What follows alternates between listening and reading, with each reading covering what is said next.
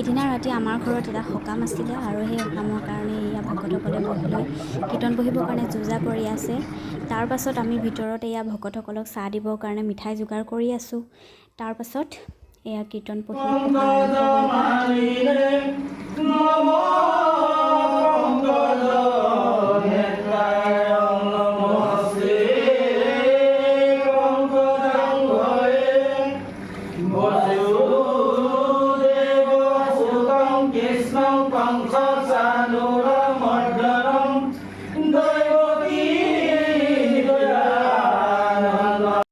আৰু এয়া আমি ভিতৰত তিনিগৰাকীয়ে বহি মেলি লেকচাৰ মাৰি আছোঁ। দেখিছানে ভিডিঅ'টো মানে মানুহজনে মনে মনে বনাই থৈছিলে, গম পোৱাই নাছিলোঁ মই। তাৰপিছত ভালেই হ'ল বাৰু, পিছত অকণমান জইন কৰি দিলোঁ আৰু তাৰপিছত আমি প্ৰসাদ খোৱা ভিডিঅ'টো দিবলৈ থাকিয়ে গ'ল আৰু ইমানতে মই মুখখন লুকুৱাই দিছোঁ ভিডিঅ' বনোৱা দেখি। আৰু ভিডিঅ'টো চাই যদি ভাল পায় তেতিয়া লাইক কমেণ্ট কৰিব নাপাহৰিব।